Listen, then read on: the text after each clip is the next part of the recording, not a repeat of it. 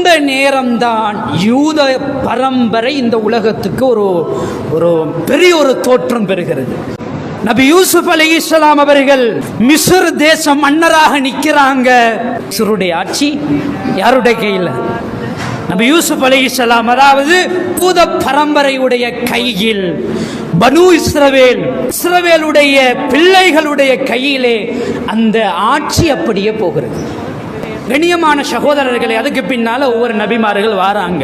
தாவூத் அலைஹிஸ்ஸலாம் வாராங்க, சுலைமான் அலைஹிஸ்ஸலாம் வாராங்க, மூசா நபி வாராங்க, ஈசா நபி வாராங்க.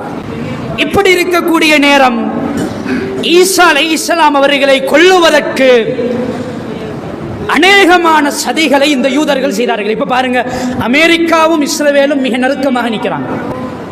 அமெரிக்கா என்பது கிறிஸ்தவ நாடு. யாரும் சொல்லலாம் அமெரிக்கா என்பது யூத நாடு என்று நாங்கள் பேச முடியாது. அது கிறிஸ்தவ நாடு. இஸ்ரவேல் என்பது யூத நாடு.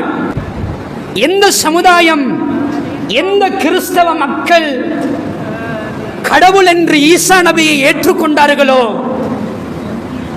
அதே ஈசா நபிக்கு கெட்ட வழியின் மூலம் பிறந்தவர்கள் என்று பிரச்சாரம் செய்தவர். கெட்ட உம்மாவுக்கு, ஒரு விபச்சாரிக்கு பிறந்தவன், விபச்சாரிக்கு பிறந்த ஒருவன் என்று பிரச்சாரம் செய்தவர்கள் கிறிஸ்தவ மக்கள் வணங்கக்கூடிய கடவுள் ஈசா அலைஹிஸ்ஸலாம் அவர்கள்.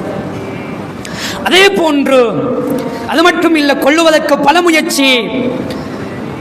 இன்னும் கூட யூதர்கள் யோசித்துக் கொண்டிருக்கிறார்கள், கிறிஸ்தவ மக்கள் வணங்கக்கூடிய ஈசாவை நாங்கள் தான் கொண்டோம் என்று அவர்கள் உறுதியாக யோசித்துக் கொண்டிருக்கிறாங்க. அல்லாஹ் சொல்றான், அந்த இடத்தில் நாங்கள், அதாவது ஈசாவுடைய தோற்றம் படைத்த ஒருவனை அந்த இடத்திலே நாங்கள் சாட்டினோம், ஈசாவை நாங்கள் மேலே ஒசத்திட்டோம்.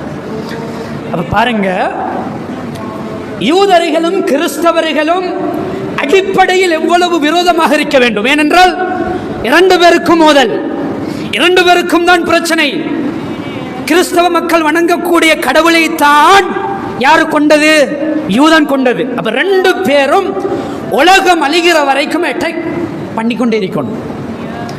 ஆனா இப்ப என்ன நடக்குதுன்றா, தலைகீழாக தண்ட கடவுளை கொண்ட விஷயத்தெல்லாம் மறந்து முஸ்லிம் சமூகத்தை அழிக்கணும், முஸ்லிம் சமுதாயத்திலே இருக்கக்கூடிய அந்த பலத்தை நசுக்கணும் என்பதற்காக யூதனும் கிறிஸ்டியனும் ரெண்டு பேரும் ஒன்று சேர்ந்திருக்கிறான்.